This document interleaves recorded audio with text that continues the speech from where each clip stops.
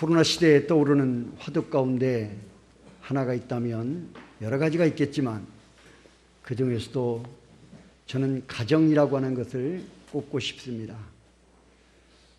특별히 교회 학자들이 이제 이구동성으로 말하는 것은 이제 이런 코로나 시대에 우리 한국교회가 다시 회복되어지고 다시 한국교회를 살릴 수 있는 방법은 다른 데 있지 아니하고 그것은 가정에 있다 하는 것을 끊임없이 요즘에 모든 세미나마다 코로나 시대, 이 팬데믹 시대의 교회의 미래적 방향이라고 하는 주제의 모든 세미나마다 한결같이 나오는 주제가 가정을 회복시키는 것이다 하는 것입니다. 가정에서 이제는 자녀에게 부모가 자녀에게 신앙으로 양육시키는 것, 이것이 결국은 교회도 살리고 나라와 민족도 살리고 그 가정도 살리는 가장 좋은 기회이다. 하나님이 이번 팬데믹 코로나 시대를 통해서 우리에게 주신 메시지는 바로 이제는 가정이 영적으로 회복되어져야 한다 하는 것에 대한 메시지이다.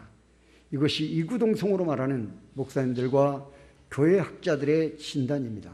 저도 거기에 동의합니다. 교회는 모일 수 없지만 가정은 모일 수 있습니다. 아무리 팬데믹이 와도 가정은 모여서 함께 삶을 살아갈 수 있는 곳입니다. 그래서 그 가정을 살리는 것만이 우리의 신앙을 다시 살릴 수 있고 그리고 우리 교회를 살리고 나라와 민족을 살리는 바로 첩경이다. 그렇게 말하고 있습니다. 저도 이제 다음 주부터 우리가 5월달 가정의 달을 맞이합니다. 그러면서 설교를 준비하면서 여러 자료들을 모으고 또 책을 보면서 어떤 설교를 하는 것이 이 가정의 달에 가장 합당한 것일까? 이 코로나 팬데믹 시대에 우리의 가정에 과연 어느 메시지가 합당한 것일까? 기도하면서 지혜를 구하며 준비하던 중에 오늘 이 마누아의 가정이 저에게 와 닿았습니다.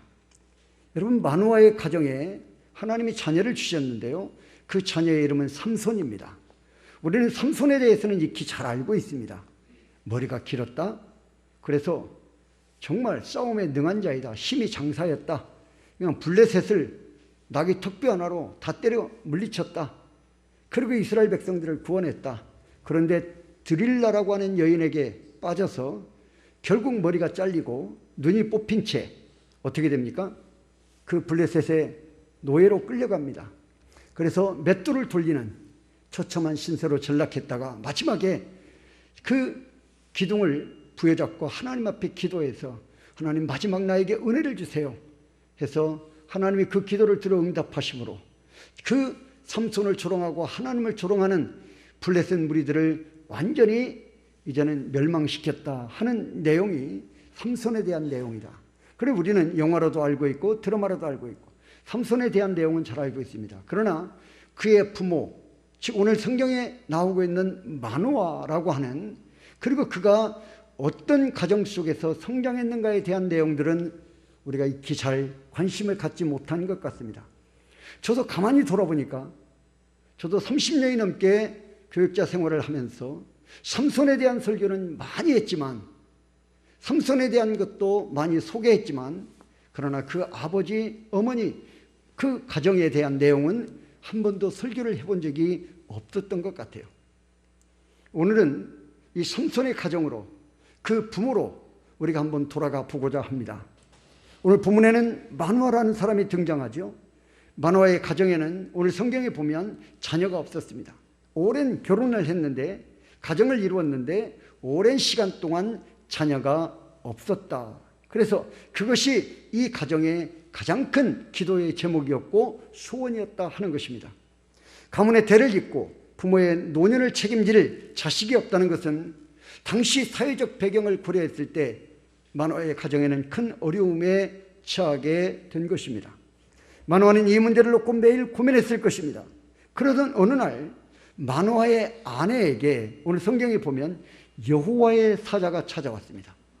그래서 너에게 태문을 열어 잉태하게 하는 복을 주시겠다. 그리고 너가 아들을 낳는데 그 아들이 나실린이다. 그러면서 삼손의 출생을 바로 선포합니다.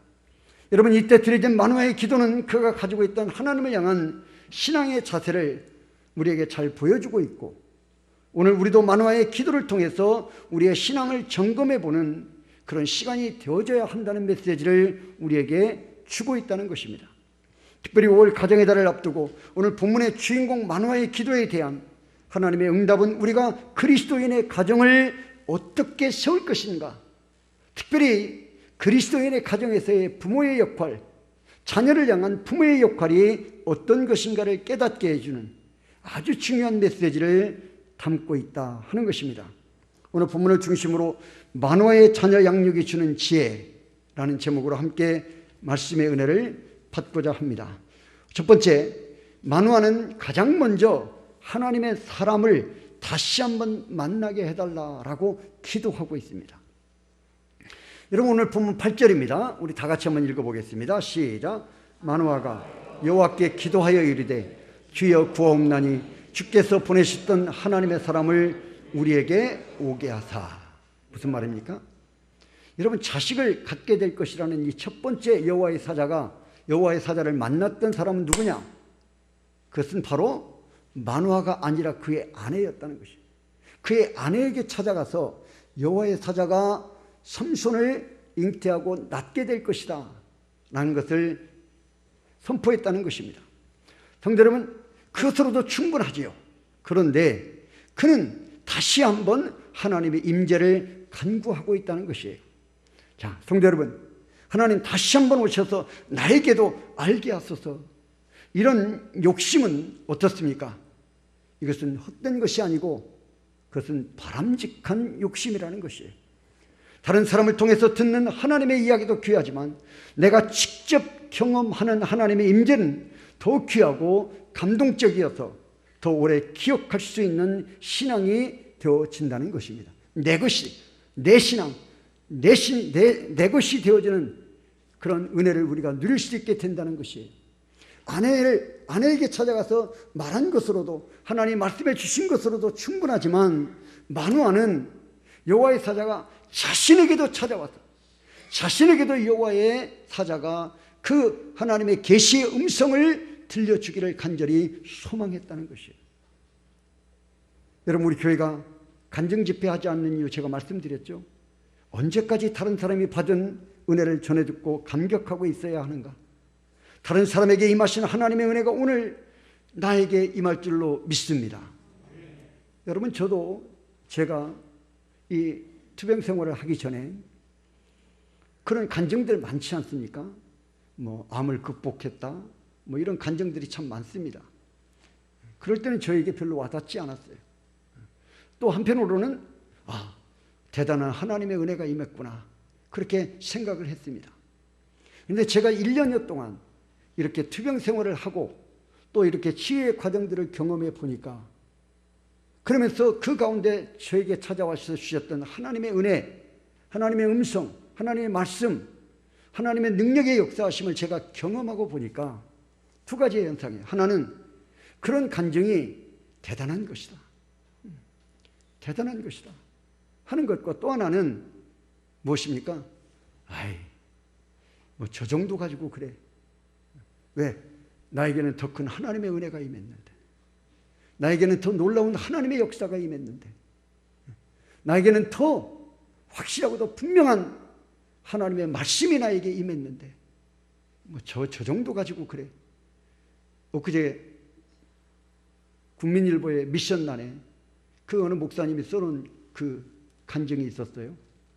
무슨 암인지는 밝히지 않았는데 암 2기 판정을 받아서 수술을 하고 은혜 가운데 잘 치료를 받았다.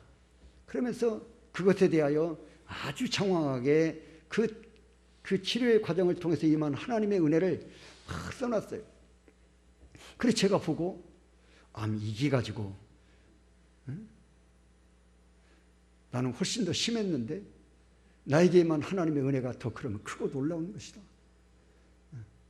별로 그렇게, 성도 여러분, 그렇습니다. 마누아의 이 기도, 하나님 다시 다시 한번 하나님의 임재를 요구하는 이 기도. 여러분, 하나님의 임재가 그 만화에게 놀랍다는 뜻이기도 하고, 이 기도는 하나님의 임재를 통한 결과가 너무나도 감격스럽다는 것이에요. 그래서 오늘 3절에 보면 다 같이 읽습니다. 시작. 여호와의 사자가 그 여인에게 나타나서 그에게 이르시되 보라, 내가 임신하지 못함으로 출산하지 못하였으나 이제 임신하여 아들을 낳으리니. 아멘. 여러분, 이런 여호와의 사자의 말씀은 마누아와 그 아내가 지금까지 어디에서도 들어보지 못한 말씀입니다. 의사를 찾아가서, 용하다는 의사, 그 사람이 처방한 약을 먹으면 지금까지 임신하지 못한 사람이 임신한다는 그런 용하다는 의사를 찾아가서도 들어보지 못한 말이에요. 어떤 신비한 주술사를 찾아가서도 한 번도 들어보지 못한 이야기. 그런데 여호와의 사자가 너 태문이 열려 잉태하고 아들을 낳고 그는 나실인이다. 나실인이 돼서 이스라엘을 블레셋으로부터 구원할 자가 될 것이다. 그 아들이, 그런 하나님의 계시의 음성이 들려졌다는 것이죠. 이제 임신하여 아들을 낳으리니. 어디에서도 들어보지 못한 말, 그렇게 듣기를 원했지만, 그렇게 듣기를 소원했지만, 그렇게 간절한 바람이었지만 그 누구도 그 어디에서도 들어보지 못한 말, 이제 임신하여 아들을 낳으리니. 얼마나 듣고 싶었던 소식입니까? 그러나 들을 수 없었던 말, 들을 수 없었던 소식이었어요. 그런데 그에게 들려왔다. 임신한다. 아들을 낳는다. 나실인이다. 여호와께서 그에게 복을 주신다. 24절에 보면 복을 주신다. 그는 이스라엘을 구원할 자다. 이런 소식을 들었으니 놀라지 않을 수 없었을 것입니다. 그런데 자신이 직접 듣지를 않았으니 다시 확인하고 싶었던 것이에요. 그래서 하나님의 임재를 다시 간절하게 요청을 하게 된 것입니다. 하나님께서는 이런 만화의 기도를 들으셨다라고 했습니다. 오늘 본문 9절입니다. 다 같이 읽어봅니다. 시작. 하나님이 만화의 목소리를 들으시니라. 할렐루야. 만화의 목소리, 만화가 하나님께 간절히 부르짖는 기도를 들었다는 것이에요. 그리고 다시 계속해서 여인이, 시작. 여인이 밭에 앉았을 때 하나님의 사자가 다시 그에게 임하였으나 그의 남편 마누아는 함께 있지 아니한지라. 사랑하는 성도 여러분, 믿음의 사람 성도된 우리의 기도에도 하나님은 오늘도 들으시는 하나님, 응답하시는 하나님이신 줄로 믿습니다. 우리 주변에는 하나님의 은혜를 받았다, 기도 응답을 받았다, 나 이런 기막힌 기도 응답을 받았어, 하나님의 역사를 체험했다, 성령의 불같은 역사를 경험했다는 고백과 간증들이 넘쳐나고 있습니다. 지금 이 시대, 21세기를 살아가는 이 시대에도 지금 그런 간증들은 쏟아지고 있다는 것입니다. 여러분, 그렇다면 우리에게도 만화와 같이 하나님의 임재를 경험하고자 하는 불타는 마음이 있어야 될 줄로 믿습니다. 하나님, 나에게도 기도응답의 역사가 임하게 하여 주시옵소서. 하나님의 임재를 경험하게 하시옵소서. 하나님, 나에게도 지혜의 은혜가 임하게 하여 주시옵소서. 나에게도 변화된 심령이 되어지게 하여 주옵소서. 식어버린 내 영혼의 그 심장이 다시 뜨거워지고 다시 뛰고 다시 회복되어지는 은혜가 임하게 하여 주시옵소서. 기도한다. 따라합시다. 기도하면 들으신다. 할렐루야. 기도하면 들으신다는 것이죠. 이것을 우리는 사모해야 한다는 것이죠. 이것을 전제로 하고 기도하면 들으시는 하나님, 응답하시는 하나님, 이루어지시는 하나님을 먼저 전제하고, 두 번째, 마누아의 요청이 있습니다. 중대한 일. 두 번째 찾아온 여호와의 사자를 만나고 마누아의 아내가 남편에게 막 달려갔어요. 왜? 그 현장에 안타깝게도 마누아 남편이 그 자리에 없었어요. 그 남편이 그렇게 보기를 원했고 듣기를 원했고 확인하기를 원했던 그 여호와의 사자가 하필이면 이번에도 첫 번째와 같이 남편이 없을 때 여호와의 사자가 찾아왔기 때문입니다. 그러다가 아내가 막 달려가요. 그리고 남편에게 말합니다. 전일에 오셨던 그 사람이 내게 나타났나이다. 10절에 아내의 말을 듣고 나서 여호와의 사자를 향해 마누아가 막 달려갑니다. 저라도 달려가지 않겠어요? 여러분들은 어떻겠습니까? 달려가지요. 달려갑니다. 그래서 묻습니다. 여호와 전날에 오셨던 여호와의 사자가 맞습니까? 똑같은 여호와의 사자입니까? 똑같은 하나님이십니까? 하고 묻는 거예요. 그러자 11절에 내가 그러다. 맞다. 내가 첫 번째 찾아왔던 여호와, 너에게 아들을 주시겠다고 약속했던, 계시했던 여호와의 사자가 맞다. 이것을 확인한 후에 마노아의 자세가 매우 중요하다. 마노아의 자세를 보십시오. 12절입니다. 12절 다 같이 읽습니다. 시작. 마노아가 이르되 이제 당신의 말씀대로 되기를 원하나이다.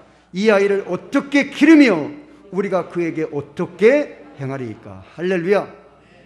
마노아가 이르되 이제 당신의 말씀대로 되기를 원하나이다. 할렐루야. 중대한 말이에요.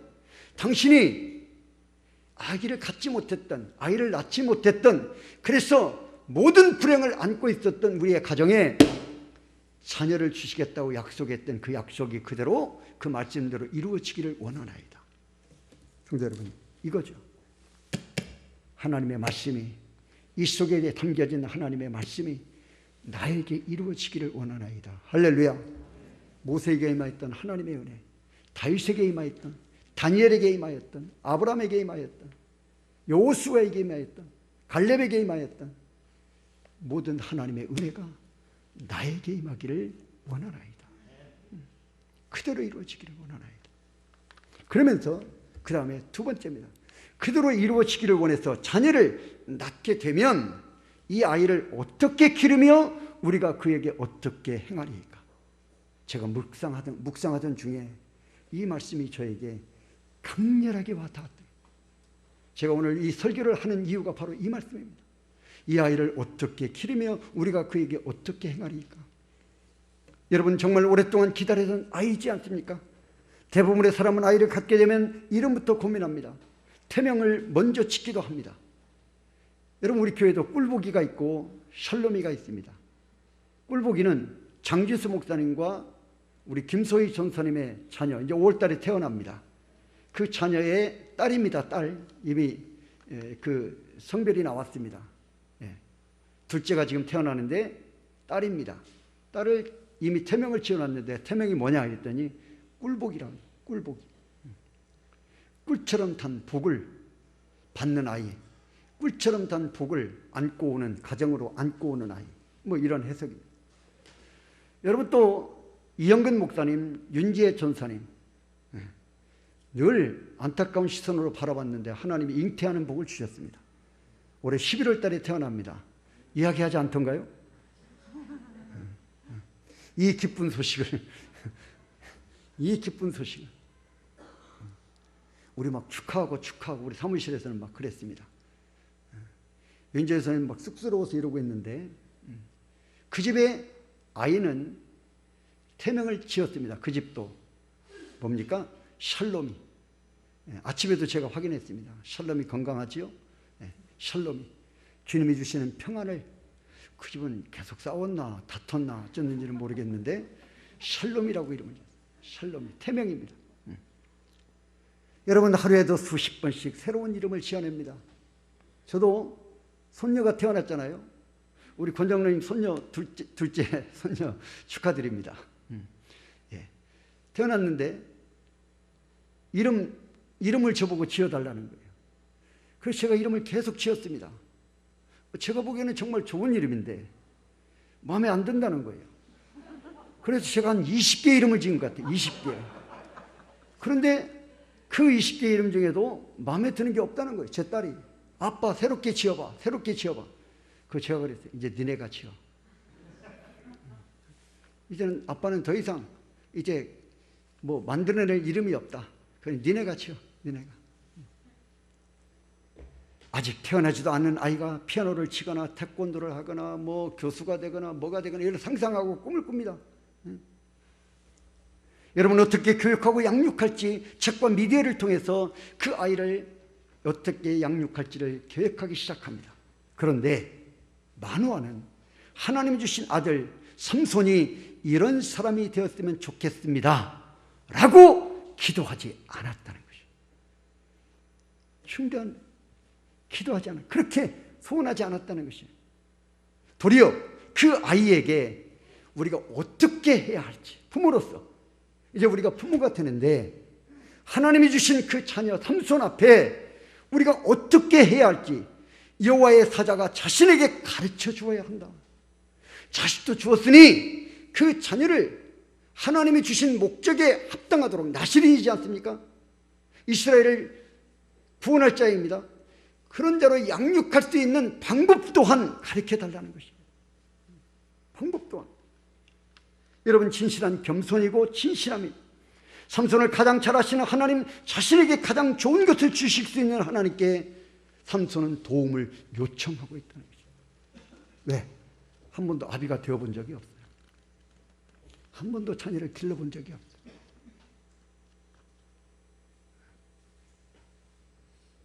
여러분, 이런 만화의 요청에 대한 하나님의 응답이 오늘 성경에서는 몇 가지로 나와 있습니다. 그 전에 먼저 하나님이 주신 응답이 있습니다. 그게 무엇입니까? 신명기 6장 6절로 9절입니다. 우리 한번 보겠습니다. 자, 오늘 내가 다 같이 읽습니다. 시작. 오늘 내가 내게 명하는 이 말씀을 너는 마음에 새기고 내 자녀에게 부지런히 가르치며 집에 앉았을 때든지 길을 갈 때든지 누워 있을 때든지 일어날 때든지 이 말씀을 강론할 것이며 너는 또 그것을 내 손목에 메어 기호를 삼으며 내 미간에 붙여 표로 삼고 또 내 집 문설주와 바깥문에 기록할지니라. 아멘. 무슨 말입니까? 먼저 부모가 해야 될 것 성경은 먼저 말하고 있어요. 오늘 성경에도 오늘 여기 만화의 가정에도 여호와의 사자가 주는 메시지가 똑같습니다. 먼저 부모가 오늘 성경에서는 뭐라고 말합니까? 신명기 6장에서는 내가 내게 명하는 이 말씀을 너는 마음에 새기고, 너는 무슨 말이에요? 자녀가 아니라 부모입니다. 기성세대들입니다. 우리 어른들입니다.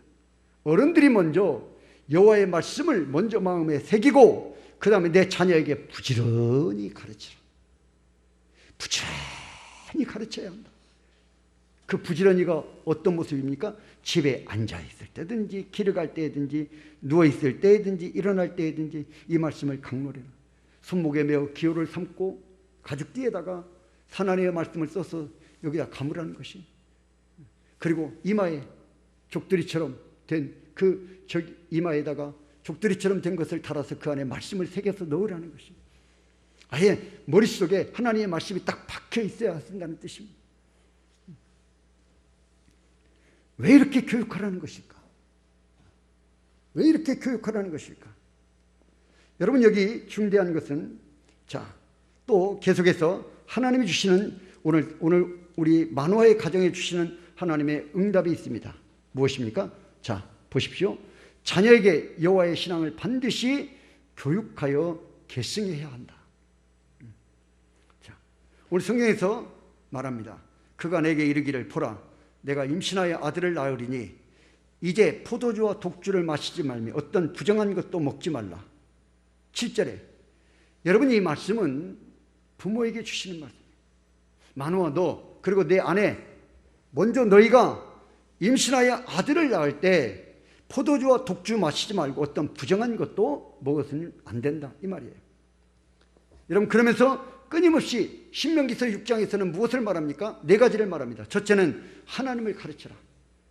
그 앞에 신명기 6장 6절 그 이전에 보면 꼭 이스라엘 백성들을 하나님이 교훈할 때 사용하시는 말씀이 있어요. 그게 뭡니까?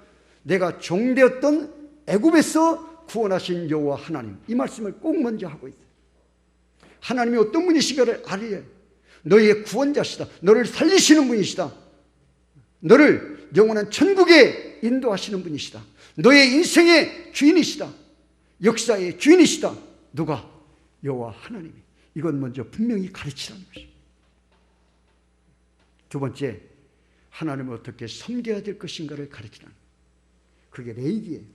제사, 예배를 통해서 하나님을 어떻게 섬겨야 될 것인가를 분명히 자녀에게 가르치라는 것입니다. 또 하나님의 말씀을 가르치라는 것입니다. 앉았을 때든지 누웠을 때든지 길을 갈 때든지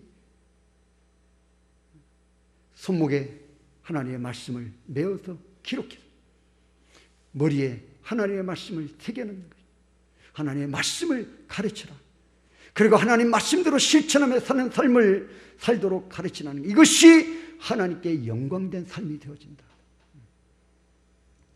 오늘 본문에서는 독주, 포도주와 독주 마시지 말고 어떤 부정한 것도 먹지 말라. 왜 그렇습니까? 이 말씀은 경건한 자녀를 잉태한 부모들이 해야 할 의무입니다. 포도주와 독주를 마시지 말며 어떤 부정한 것도 먹지 말라. 부모가 신앙적 경건의 삶에 먼저 하나님 앞에서와 자녀 앞에서 본이 되어져야 한다는 것이, 부모가 먼저 본이 되어져야 한다. 부모가 자녀에게는 5절에 보면 보라 내가 임신하여 아들을 낳으리니 그의 머리 위에 삭도를 대지 마라. 이 아이는 태에서 나옴으로부터 하나님께 바쳐진 나실인이 됨이라. 그가 블레셋 사람의 손에서 이스라엘을 구원하기 시작하리라 하시니. 여러분, 나실인이라는 말은 하나님께 바쳐진 자, 하나님께 드려진 자, 하나님께 구별된 자, 이런 의미입니다. 그러니까 삼손이 태어나는데 그는 하나님께 바쳐진, 그러니까 하나님께 붙들림을 당해서 하나님의 일을 위해서 쓰임받을 자라는 뜻이에요. 하나님이 그를 사용하시는 자다, 이런 의미입니다. 자, 여러분, 나실인으로 지켜야 될 것 3가지입니다. 그게 뭡니까? 포도주나 기타 주류를 마시지 말라. 무슨 말입니까? 포도주를 마시지 않는 것은 영적으로 항상 깨어 있어야 함을 상징하는 것이에요. 술 취하면 이성을 잃어버립니다. 뭐가 뭔지 몰라요. 올바른 판단력을 상실해버려요. 그래서 반드시 제사장은 술 취하면 안 돼요. 반드시 하나님의 영적인 교제를 원하는 사람은 술이 취하면 안 돼요. 그래서 포도주나 독주 마시지 말라는 것이에요. 하나님 앞에서의 거룩한 영성을 상실하지 않게 하기 위하여 이거 절제하고 인내해야 한다는 것이에요. 2번째, 머리에 삭도를 대지 마라. 머리 자르지 말라는 것입니다. 왜 그렇습니까? 머리털을 밀지 않는다는 것은 하나님께 항상 복종한다는 의미가, 이스라엘 백성들에게는 이런 의미로 하나님이 사용했습니다. 머리 자르지 마라. 3번째, 그의 몸을 구별하는 날 동안 시체를 가까이 하지 마라. 왜 시체를 가까이 하지 않아야 합니까? 이스라엘 백성들에게 있어서 시체는 죄의 결과로 보는 것이에요. 죄는 곧 사망입니다. 죽음입니다. 그래서 시체는 죄의 결과로 보는 것이에요. 그래서 시체 그러면 이꼬로 죄를 상징하는 것입니다. 그러니 거기에 가지 말라. 손으로 만지지 말라는 것이에요. 여러분, 이런 교훈을 하나님이 주고 있는 이유가 무엇일까 하는 것입니다.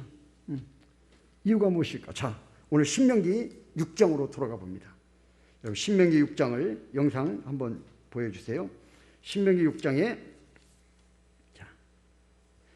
20절, 신명기 6장 20절 다 같이 읽어보겠습니다.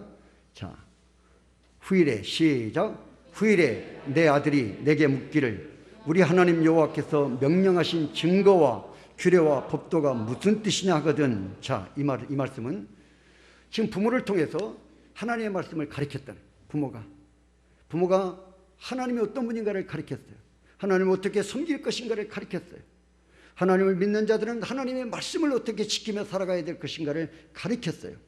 그랬을 때 자녀들이 물어요. 이렇게 우리 하나님 여호와의 명령하신 증거와 규례와 법도가 무슨 뜻입니까? 왜 우리에게 이것을 가르치십니까? 왜 우리가 이렇게 살아야 됩니까?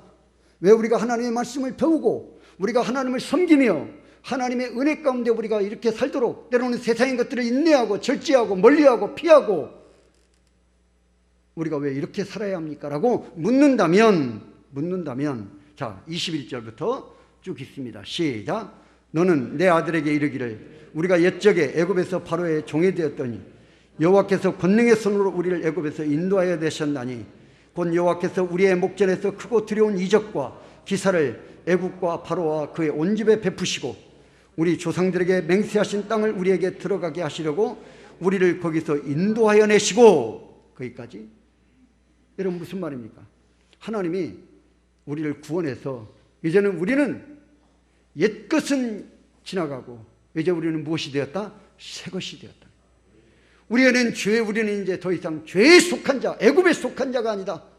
우리가 애굽에 속해 있을 때 하나님이 뭐라고 말합니까? 권능의 손으로 우리가 바로의 종이 되었을 때 하나님께서 권능의 손으로 우리를 애굽에서 인도하여 내셨다. 우리의 목전에서 크고 두려운 이적과 기사를 애굽과 바로와 그의 온 집에 베푸시고 우리 조상들에게 맹세하신 땅을 우리에게 주어 들어가게 하시려고 우리를 거기서 인도하여 냈다. 우리는 이제 애굽에 속한 자가 아니라는 것이, 애굽에 속하여 우리는 세상의 종노릇하고 죄의 종노릇할 자가 아니고 이제는 하나님이 값주고 산 거룩한 하나님의 자녀가 되어졌다. 그러니 우리는 새로운 신분으로, 그 새로운 신분에 걸맞는 하나님의 자녀로서의 새로운 삶을 살아야 한다는 것이, 이렇게 가르치고 이렇게 훈련시키고 이렇게 요구하는 것이 무엇이냐. 자, 24절입니다. 여호와께서 시작. 여호와께서 우리에게 이 모든 규례를 지키라 명하셨으니 이는 우리가 우리 하나님 여호와를 경외하여 항상 복을 누리게 하기 위하심이요 또 여호와께서 우리를 오늘과 같이 살게 하려 하심이라. 아멘. 그렇습니다. 이렇게 규례를 지키라고 명령하는 것, 하나님이 어떤 분이신가를 알아야 한다. 예수님이 어떤 분이신가를 알아야 한다. 너희가 성경을 잘 알아야 한다. 하나님의 말씀을 알고 그 말씀대로 살아야 한다. 이렇게 우리가 법을, 하나님의 말씀의 법을 자녀들에게 가르치는 이유가 무엇이냐? 그것은 바로 여호와께 항상 복을 누리도록 하기 위한 것이다. 복받게 하기 위한 것이다. 너 복받게 하기 위해서 그래. 너 복받게 하기 위해서 그래. 항상 여호와의 하나님의 복을 받게 하기 위해서 그래. 여러분, 그뿐입니까? 위로 올라가 보십시오. 10절부터 11절입니다. 10절부터 11절. 내 하나님, 시작. 내 하나님 여호와께서 내 조상 아브라함과 이삭과 야곱을 향하여 내게 주리라 맹세하신 땅으로 너를 들어가게 하시고 내가 건축하지 아니한 크고 아름다운 성읍을 얻게 하시며 내가 채우지 아니한 아름다운 물건이 가득한 집을 얻게 하시며 내가 파지 아니한 우물을 차지하게 하시며 내가 심지 아니한 포도원과 감람나무를 차지하게 하사 내게 배불리 먹게 하실 때. 할렐루야. 복이잖아요. 얼마나 큰 복입니까? 하나님의 복이 지금 다 들어가 있어요. 맹세하신 땅으로, 내 조상들에게 맹세하신 땅으로 너 들어가게 하기, 영원한 천국, 하나님의 축복의 은혜가 샘솟는 곳으로 너 들어가게 하기 위해서 그래. 또 내가 건축하지 아니한 크고 아름다운 성읍을 얻게 하기 위해서 그래. 가나안 땅 하나님께서 너에게 주시겠다는 것이, 내가 수고하지 않아도 너 얻게 하시겠다는 것이, 내가 채우지 아니한 아름다운 물건이 가득한 집을 얻게 하시기 위해서, 내가 파지 아니한 우물을 차지하게 하시기 위해서, 내가 심지 아니한 포도원과 감람나무를 차지하게 하기 위해서, 내가 배불리 먹게 하게 하기 위하여 하나님 말씀을 가르쳐야 한다. 말씀을 가르쳐야 한다.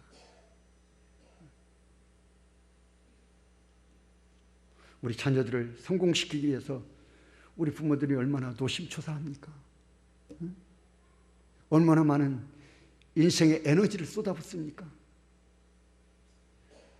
여러분, 그런데도 안타깝게 그 쏟아부은 에너지만큼 우리 자녀들이 다 성장하던가요?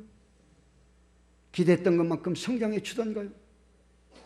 그런 복을 세상에서 누리며 살던가요? 저부터도 자신할 수 없습니다. 제 능력으로는 안 돼요.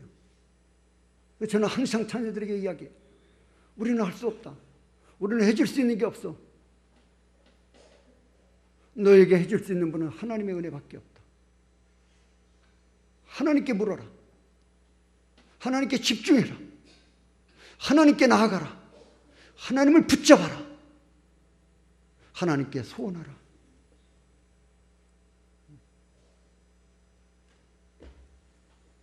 성도 여러분, 만화의 가정에 주시는 하나님의 축복이지 않습니까?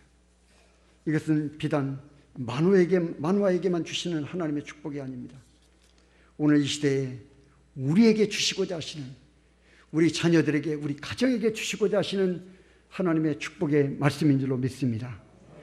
이렇게 우리가 경건하게 자녀를 양육하면, 부모가 먼저 경건으로 부장하고 자녀를 경건으로 무장 말씀을 양육해서 우리가 자녀들을 기르게 되면 궁극적으로 하나님이 주시는 복을 받는다.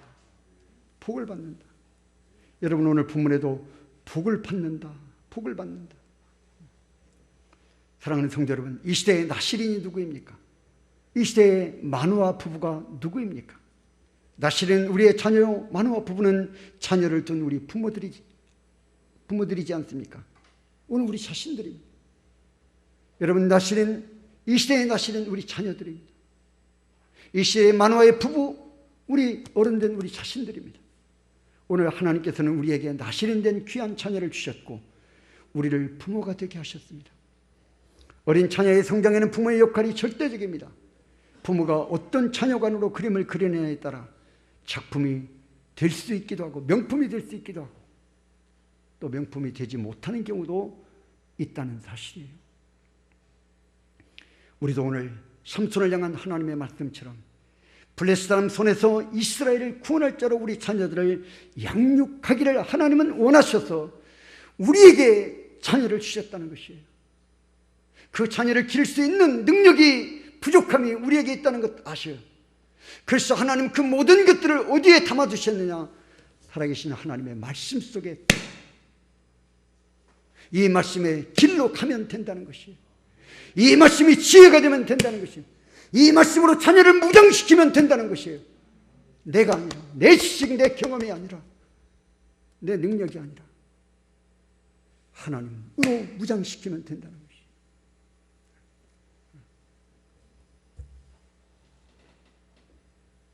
그러기 위해서 만화처럼 겸손하게, 진실하게, 경건하게 자녀 양육의 기준을 하나님께 두어야 합니다.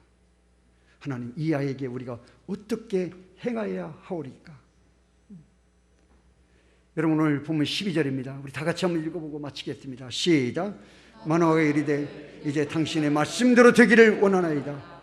이 아이를 어떻게 기르며 우리가 그에게 어떻게 행하리까? 할렐루야. 지금도 늦지 않았습니다. 머리 컸다고요? 아닙니다. 성인이 되었다고요? 아닙니다. 가정을 이루는 그런 자녀가 되어졌다고요? 아닙니다. 지금도 늦지 않았습니다. 이 아이를 어떻게 기르며 우리가 그에게 어떻게 행하리까? 하나님께 맡기는 기도이지 않습니까? 하나님의 지혜를 구하는 기도이지 않습니까?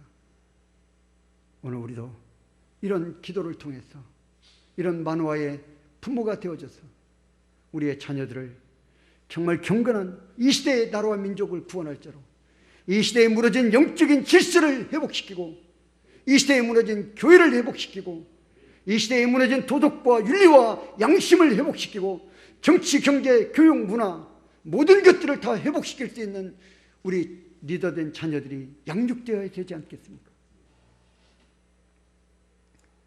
오늘 그러기 위하여 만화의 이 기도, 이 아이를 어떻게 기르며 우리가 어떻게 그에게 행하여야 하리까 하는 이 간절한 소원이 다시 우리의 소원이 되어져서 이 소원 가운데 주시는 하나님의 은혜로 우리 자녀들이 말씀 가운데 바르게 양육되어져서 이 시대를 살리고 자신을 살리고 가정을 살리고 교회를 살리고 이 시대를 살리는 우리 축복의 자녀들로 성장되어 주시기를 주님의 이름으로 축원합니다.